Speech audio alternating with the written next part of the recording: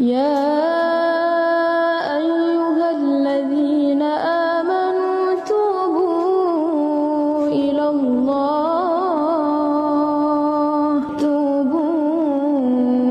الله توبة نصوحا.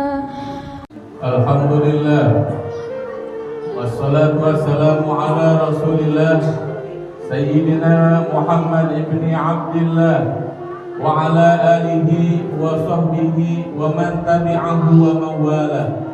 Ashhadu an la ilaha illallah wahdahu la syarika lah, wa ashhadu anna Sayyidina Muhammadan abduhu wa rasuluh la nabiyya ba'dah. Allahumma salli wa sallim ala Sayyidina Muhammadin wa ala alihi wa sahbihi ajma'in. Amma ba'du, fa ya ibadallah, usikum wa nafsiya bitaqwallah, faqad fazal muttaqun. Qala Allah Ta'ala fil Qur'anil Karim wa huwa asdaqul qailin. A'udzu billahi minasy syaithanir rajim. Bismillahirrahmanirrahim.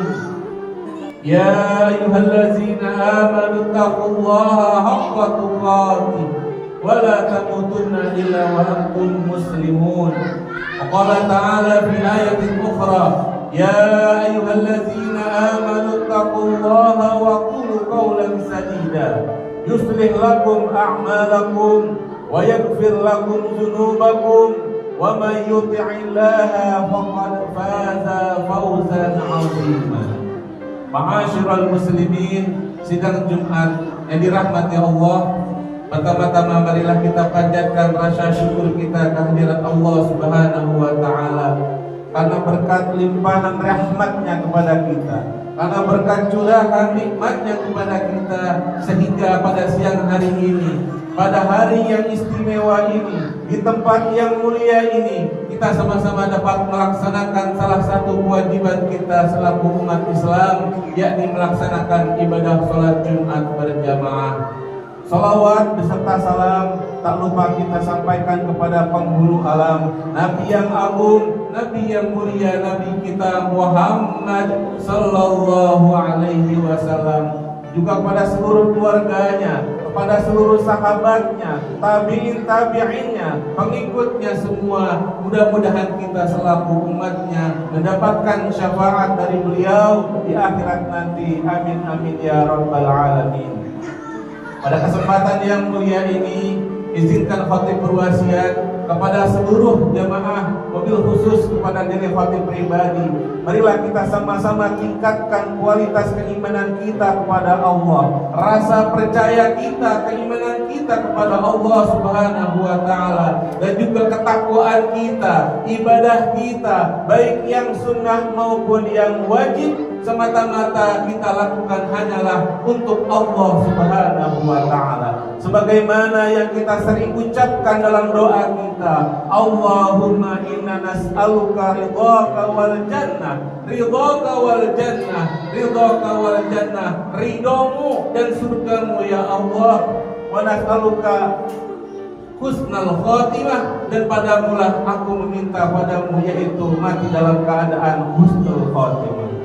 Pada kesempatan yang mulia ini menjadi kewajiban kita dan juga kewajiban kita selaku umat Islam, yaitu melaksanakan ibadah sholat Jumat berjamaah, yaitu juga salah satu dengan niat meningkatkan ketakwaan kita, yang mana ketakwaan ini menjadi modal penting agar kita senantiasa mendapatkan rezeki dan senantiasa mendapatkan solusi dari setiap permasalahan yang kita hadapi saat ini. Allah Subhanahu wa taala berfirman dalam Al-Qur'an yang berbunyi, "Wa may yattaqillaha yaj'al lahu makhraja wa yarzuquhu min haitsu la yahtasib wa may yatawakkal 'ala Allah fa huwa hasbuh innallaha balighu amri qad ja'alallahu likulli syai'in qadra." Yang artinya bahwa barang siapa yang bertakwa kepada Allah, niscaya Allah akan bukakan baginya jalan keluar dan juga Allah akan anugerahkan kepadanya rezeki dari sudut maupun arah yang ia tidak duga. Siapa yang bertawakal kepada Allah, maka niscaya Allah akan cukupkan segala keperluannya. Sesungguhnya Allah yang menuntaskan urusannya, dan sesungguhnya Allah telah membuat ketentuan bagi setiap sesuatu.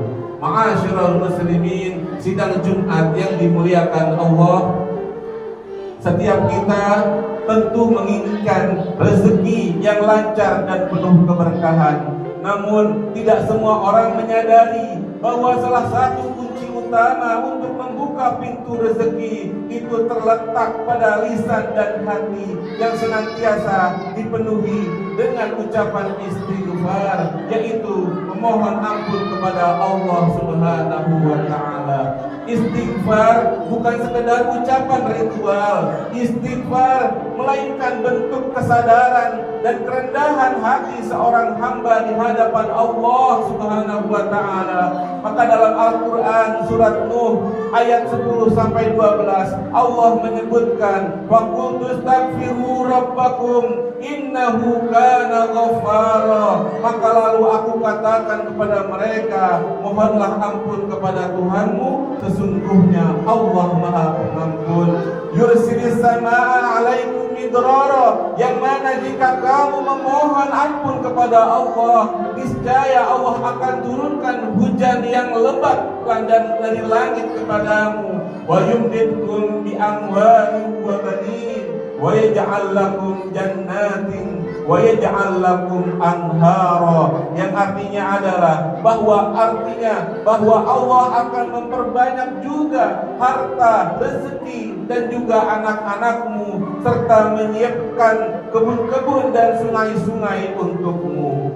Dalam kitab Hasyiatus Shawi ala Tafsir Jalalain karya Syekh Ahmad bin Muhammad As-Shawi Al-Maliki disebutkan bahwa istighfar menjadi kunci dari beberapa permasalahan seperti sempitnya rezeki, sulitnya ekonomi saat ini, dan berbagai permasalahan yang kompleks.